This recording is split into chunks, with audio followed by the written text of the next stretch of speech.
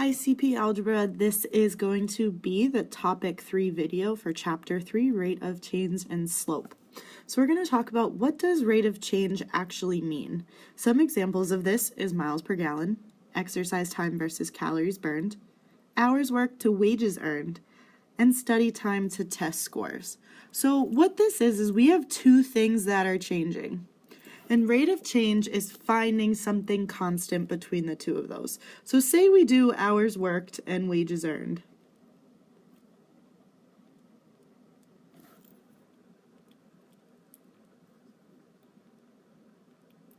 The more you work, the more money you make. That's pretty consistent for life. So if we increase our hours worked, our wages are increasing. So we get this constant rate of change. Say you work 1 hour, you make $5. You work 2 hours, you make $10 total. So we find the difference in those rates. So try to come up with some examples of rate of change on your own. Another way that we can express rate of change is this new word slope.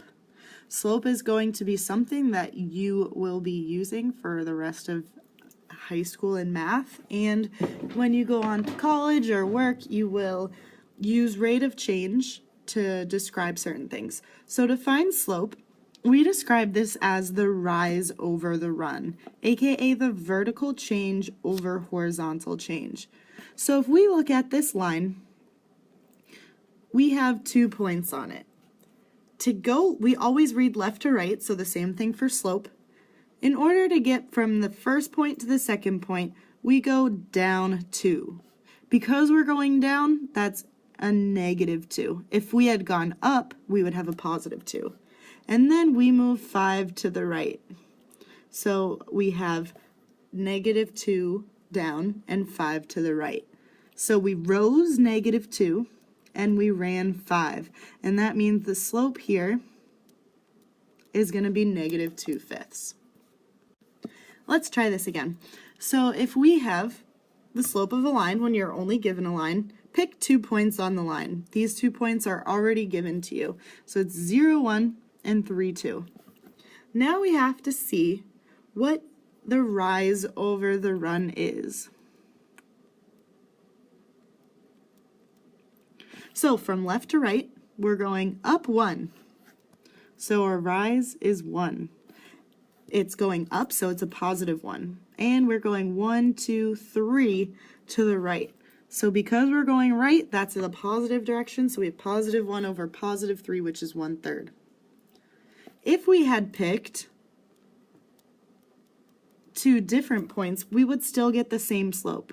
So I'll pick right there and this point here. Make a triangle. I am rising, I'll use red for this one, 2. So my rise here is 2. Then I'm running 1, 2, 3, 4, 5, 6. So my run is 6. I use 2 different points, but I still get the same slope because that fraction can be reduced to 1/3, which is the same as what we had before. Go ahead and do the U-try, and when you are done, move on to the next set of notes. Another situation that we are going to get in is we are going to be given 2 points. We are not given the line. So what we have to do is plot both of those points on the graph. So the points that are given are 1, 3. So right about there. And we're also given the point 4, 1. Over 4, up 1. So the first step is to plot both of those points. Now I can draw that right triangle. So this time I'm going down and I'm going to the right. So if I do rise over run again,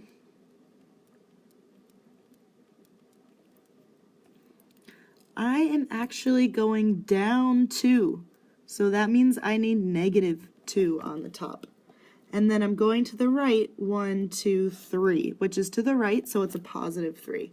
Therefore, my slope is -2/3. I can't reduce that fraction, so I'm all set.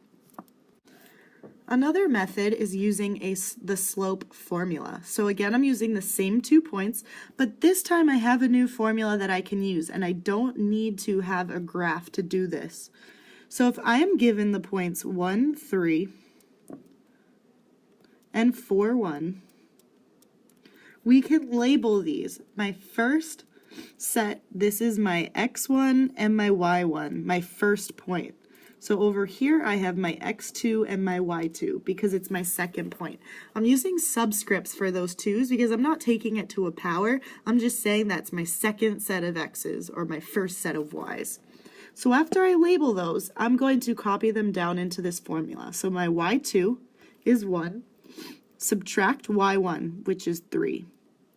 Put that all over x2, which is 4, minus x1, which is 1. So I can go ahead and reduce this. 1 minus 3 is -2. And 4 minus 1 is 3, which is the same slope as I got on the last slide. So both methods work. Go ahead and try the U-tries on this page. We have 2 special cases that we get, and they both mean different things. So let's go ahead and use the slope formula. So here's my x1, my y1, my x2, and my y2. So my y2 is 3, subtract y1, which is 3. My x2 is -4, subtract my x1, which is 8. 3 minus 3 is 0, and -4 minus 8 is -12. 0 divided by any number is just 0. So I have a slope of 0.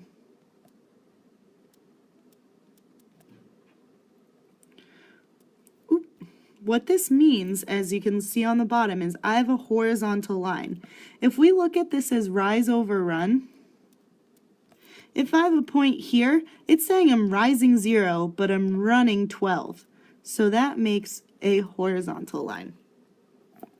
My second case, I have my x1, y1, x2, and y2, is 7 minus -1 over 4 minus 4. So I get 8 over 0, which if you ask Siri, you can't do. So we call this undefined. You can't divide by 0. If we look at this in terms of rise over run, if I have a point here, I'm rising 8, running 0. Therefore, I have a vertical line. All right, on the next set of notes, we have a cute little diagram. We have a guy going up a hill. This is where we have a positive slope. When there's nothing going on, a flat surface means there is 0 slope, 0 fun. If we're going down, we have a negative slope. And then the vertical line is undefined. We don't know where he's going.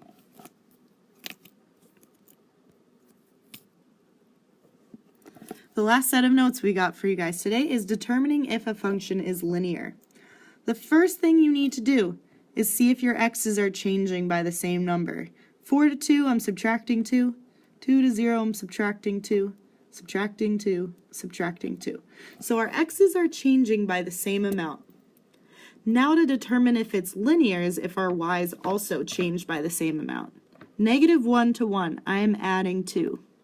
Here, I'm adding 2 as well. 3 to 5, I'm adding 2, and 5 to 7, I'm adding 2. So this means that it is linear. Go ahead and do the U-try, and that concludes your homework for tonight.